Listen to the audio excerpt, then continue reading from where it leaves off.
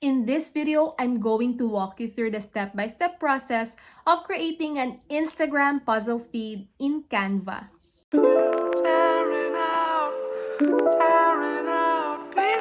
Hi and welcome to Lou Designs. I'm Lou, and in this channel I share easy to follow Canva and graphic design tips and tutorials for non-designers who wants to grow their online presence. If that's you, be sure to subscribe and tap the bell icon so you'll be notified when I upload a new video. Without further ado, let's get started.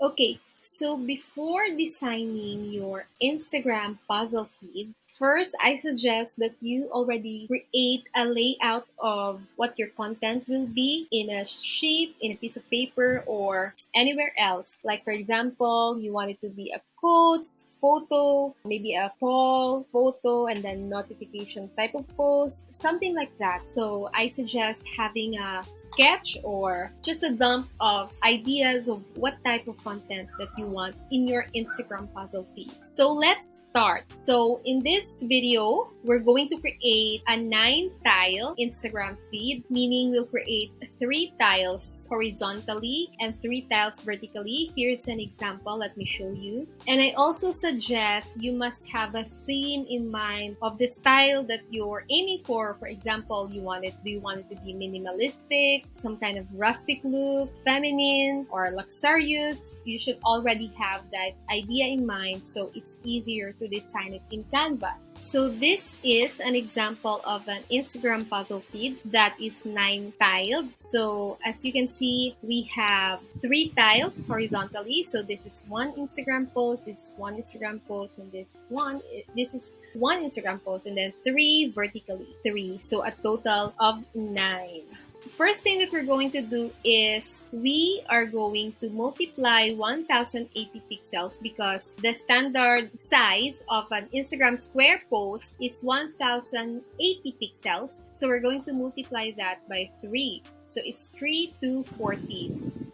Then we're going to create a new design in Canva, and we're going to choose custom size. We're going to make this 3 to 40 by 3 to 40. Let's create new design. Next is we're going to design our background. Also, I wanted to note that in an Instagram puzzle feed, you'll notice, or I recommend, that some elements are overlapping the other tiles, so it would have this effect that they are all connected. I advise you to have a specific theme in mind when designing, so it would be easier to just find a template for inspiration, because if you don't have any idea how to design, having an inspiration from the existing templates is such a total game changer. So for example, we're designing for a feminine brand, so let's type feminine here in the search bar, and we can find some feminine elements here. But for example, we are looking for bohemian style. You can search for boho or bohemian. So let's find a template that we can use as a background. But if you still don't have any idea of the style, you can just go back to the design tab and just find the templates that give you that oomph factor. So this one, for example, I think this could be a great background. And then next is we're going to duplicate this because we might use some of the elements later. First, let's delete all the elements here, and let's just retain the background so that this could be a great background. Next thing that we're going to do is we're gonna add a square. So from shape, let's add this, and then make sure that the size of this square is 1080 by 1080 pixels. And I suggest you hold the shift in your keyboard and drag the corner up or down to scale so that the size will be proportioned. Once you made it 1080 by 1080 pixels, let's move this to this very corner. Do it that way. And then from File, make sure that in the settings, the rulers and guides are checked. Next is we're going to drag this here this line here, this is going to be our guide. Make sure that it's aligned in our square. Then move the square and drag another guideline. Then move this square.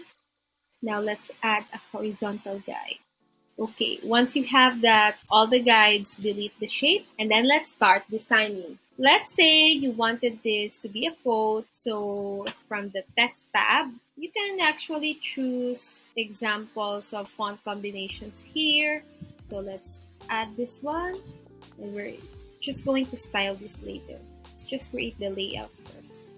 And then let's say you wanted this to be a photo here. So I suggest adding some frames that is kind of related to your background. So let's find the frame here. Oh, because we did not delete this, we can actually use this for frame. Since this looks great already, you can just copy this and paste it here. And then adjust the size and make the frame overlap a little to the other tiles, so it would look connected. And then you can just duplicate this and maybe adjust the size and use this here. Make sure that your guides are not moved, okay? And then you can use this again here and maybe adjust the size of it. Okay, we're going to change the photo later, so let's proceed with the other tiles. So let's say you wanted to have a fall type of content here. So what we're going to do is let's go back to the templates, let's search for fall, and let's adjust the size of our canvas. Let's add another page here, and then you can find the layout that you like. So let's see. And then just copy the elements that you need. So we just need the fall. So let's copy this and then paste it here.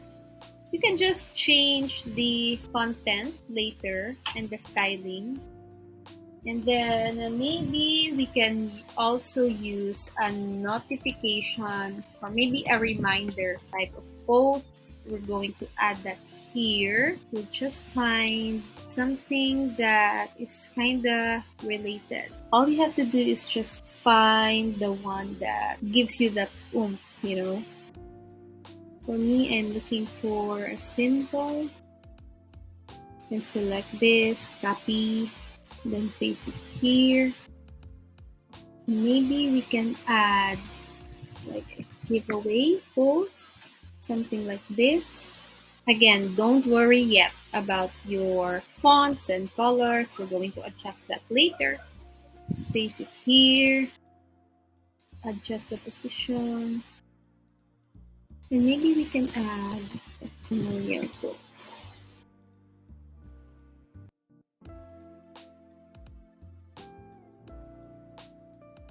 Maybe something like a search template here. Maybe a simple quote here. Okay, once you have all your layout, you can add other elements.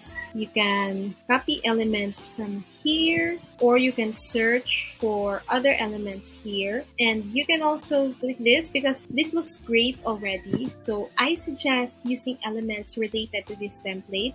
So what you can do is click any elements here, click this eye icon, and click see more like this. So you can find other elements related to the elements in this template. So as you can see, you can find them here. Now what I'd like is I'll just copy this one here and then paste here. I think because I love minimal style, so I won't add a lot here. Maybe just this one element. I'll just add it here, this part.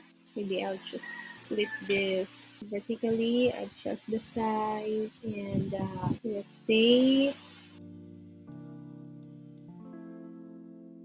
Next is I'm going to change the fonts and colors so this looks cohesive with each other. So what I'll do is I'll just click any of this font, like I want the fonts to be like this. So I'll just click this copy style tool and click the other text so they will have the same fonts, size, and color. And then I'll also do that for the colors.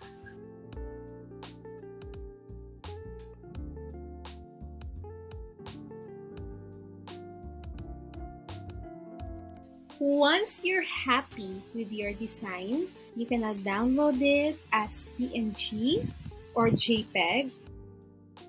And if you're a Canva Pro user, you can adjust the size and quality of your PNG or your file. So download this, and we're going to split this into 9 because this is a 9-tile Instagram feed. So we're going to separate each one of these tiles, and we're going to use the Pine Tool Split Image website to split these puzzles into separate posts. So this is going to be one post, one post, one post, a total of 9.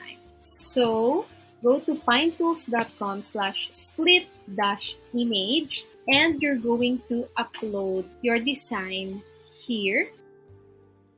And then we're going to just modify these settings. So this is the preview. In the how to split the image tab, let's select both grid, and then the quantity vertically is of course 3 because it's going to be 1, 2, 3 vertically. So let's change this to 3, and the height of the block is of course 1080 pixels. And then horizontally, we're also going to change it into 3. And then the width of the blocks is also 1080. Once you're done customizing the settings, let's click Split Image. You can download them individually, or you can download them as a zip file. So once you extract the zip file, it's going to be in one folder. So let's check this out. So this is going to be row 1, the first row and the first column. What's great is the file name is already labeled, so you won't be confused. So this is row 1, column 1, row 1, column 2, 3, so on and so forth. So when you upload this on Instagram, of course, you are going to upload this last one first, and then this one next, followed by this one, this one, this one, and this is going to be your last upload for you to be able to achieve this puzzle feed look. That's it. If you like this video, please share this with your friends. Subscribe and tap the bell icon so you'll be notified when I upload a new video. Happy designing and thanks for watching!